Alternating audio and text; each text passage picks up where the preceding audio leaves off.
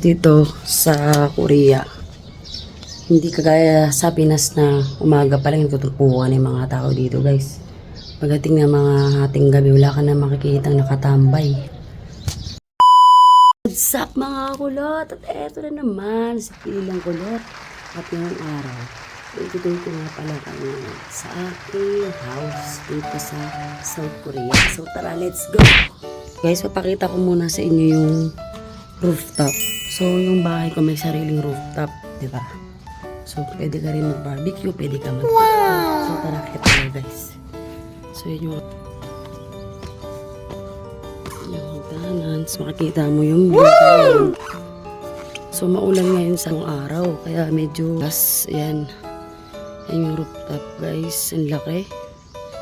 So, guys, ang gamit namin, kung alam niyo yan, tawag dyan. So, guys, itong bahay ko ay may malaking solar. Wow! Sa likod ko may solar. So yan, naka-solar tayo. Yan. So, nandito na tayo sa rooftop. Ang laki dito. So, tara, baba naman tayo. So, yan. Soon, lilipat na ako ng panibagong house. Dahan-dahan tayo sa pagbaba at madulas. Second floor nga pala ako. So, ito. Pagdating sa second floor, guys, so may terrace. Yan, may terrace. Diba? Yan, may terrace.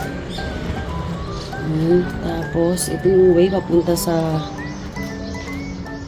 mismong main entrance. So, dalawa may main door.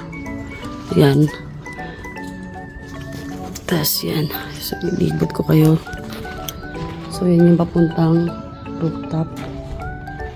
Tapos, ito na yung mismong labas ng bahay ko. Yan.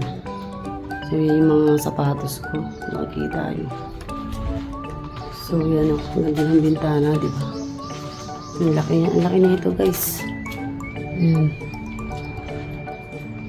So, tara. Pasok na tayo.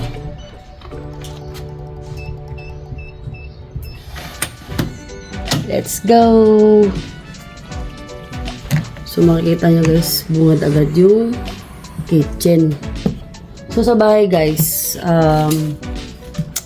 actually, ayoko yung marumi. Kasi, pinaka-importante sa lahat ay yung malinis tayo, hindi lang sa katawan natin, pati sa paligid natin.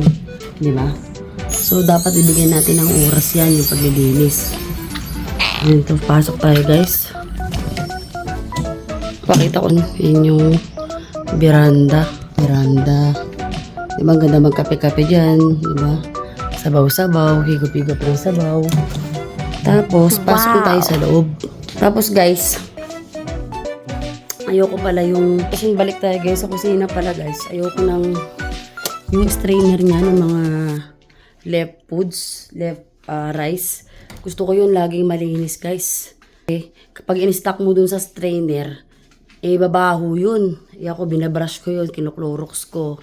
Kaya yun, ibig kasi napaka-importante. Yan. Personal hygiene natin. Lalo na may baby ka, guys. So, kailangan maging malinis tayo. Tapos, tip ko lang, guys, bago kayo mag-mop, lagi nyo lalagyan ng Clorox. Kasi yung Clorox nakakapagpatay ng germs. Yan. So, yan yung ano ko. Yan, simple lang. So, nakita nyo na yung kwarto ko, guys. So, may dalawang kwarto to. Yan, kung nakikita nyo. Tapos, yan. May kusina na. So, yan. So, yun lang. Poster, Pilang Kulot. So, don't forget to subscribe my YouTube channel, Pilang Kulot. Ito ang aking buhay Korea. Dito lang yan makikita sa mga magtrabaho ka na magtrabaho. Pero, wag na wag mong papabayaan yung sarili mo. Kasi, yun yung puhunan. Diba? Yung katawan mo. Pag nagkasakit ka, wala mag-aalaga sa'yo dito. Kundi sarili mo lang. Sige na, bye-bye guys.